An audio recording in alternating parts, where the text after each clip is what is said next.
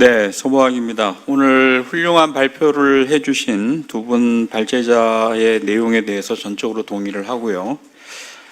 저는 그냥 두 가지 기본적인 원칙을 확인하는 선에서 토론을 하고자 합니다.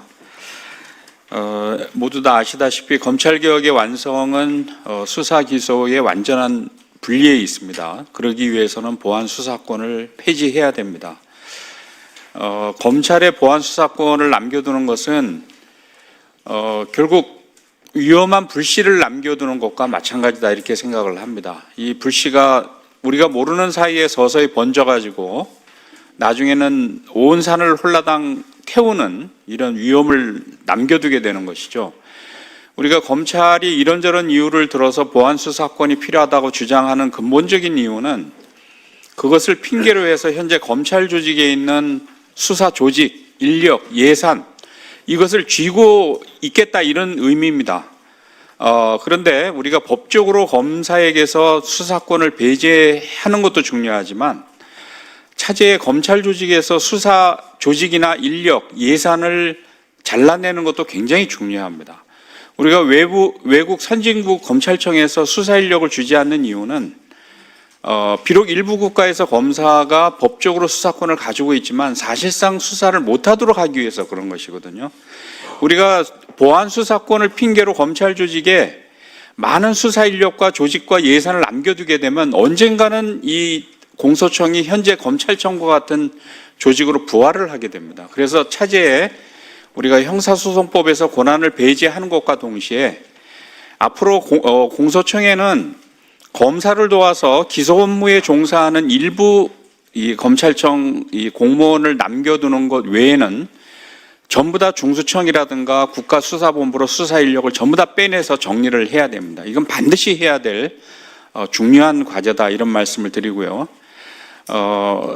지금 대검에 가면 포렌식 센터라고 엄청나게 큰 이 연구센터가 있습니다. 이것도 다른 기관으로 이관을 해야 되고 또 범죄 정보를 수집하는 이 조직도 반드시 폐지를 해야 됩니다.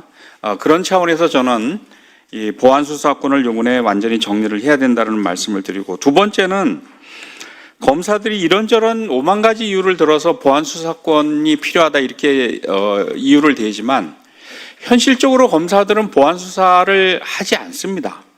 핑계만 대고 그리고 그들이 주장하는 만에 하나 있을까 말까 이런 일들도 사실상 검사의 보안 수사 요구와 수사기관의 보안 수사 이행으로 다 해결이 가능한 사안들입니다. 이들이 주장하는 것이 왜 보안 수사 요구로 해결이 되지 않는지를 그들이 해명을 해야 되는데 그 부분에 대한 해명이 전혀 없습니다.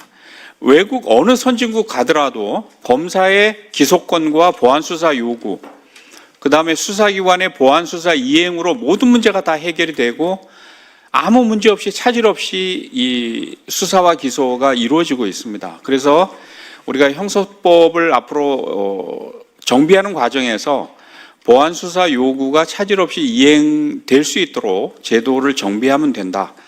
이 말씀을 드립니다. 22대 국회가 이제 한 걸음 남았죠. 보안 수사권을 완전히 폐지해서 국민들이 열망하는 검찰 개혁을 완성시켜 주시기를 간절히 당부드립니다. 이상입니다. 네, 감사합니다. 우리 중요한 키워드 위험한 불씨를 남겨서는 안 된다. 뭐 이런 거. 그 다음에 수사 인력과 예산을 다 빼내야 된다. 그 다음에 검찰청의 디지털 포렌식 센터, 범죄정보 수집 이것이 수사를 안 하는 기관은 필요가 없으니까 이 기관 예설수사기관에 이관해야 되는 그런 필요를 제기하셨습니다. 우리 최혁진 의원님 반갑습니다. 앞으로 잘 해주시고요. 우리 나와서 말씀 한마디 해주시겠습니까?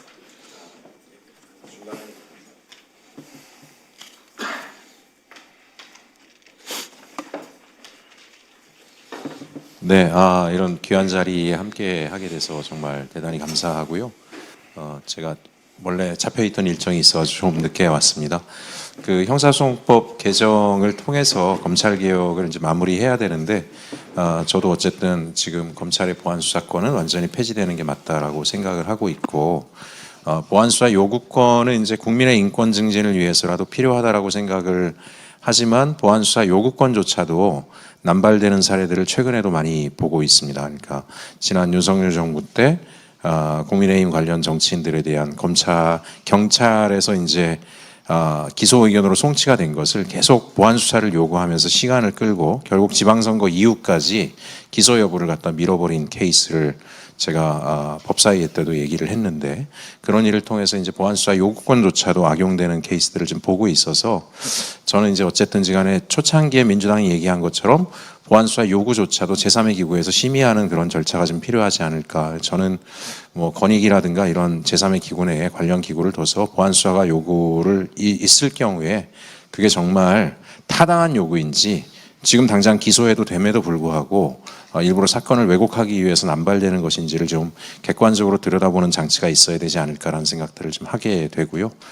그런 걸 통해서 보안수사 요구권조차도 검찰이 남용하는 케이스들을 완전히 차단하는 게 어떨까라는 생각들을 좀 해보고 있고 관련 법안도 지금 추진을 하고 있습니다.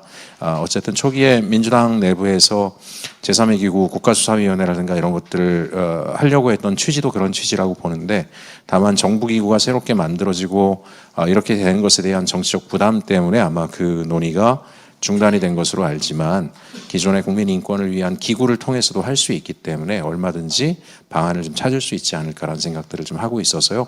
오늘 여러 교수님들 또 법조인 여러분들께서 검찰개혁에 대한 말씀 주시는 거를 좀 귀담아 경청을 하고 저도 한번 생각들을 좀 잘 정리해 나가서 제가 할 수 있는 역할들을 하겠습니다. 예, 감사합니다.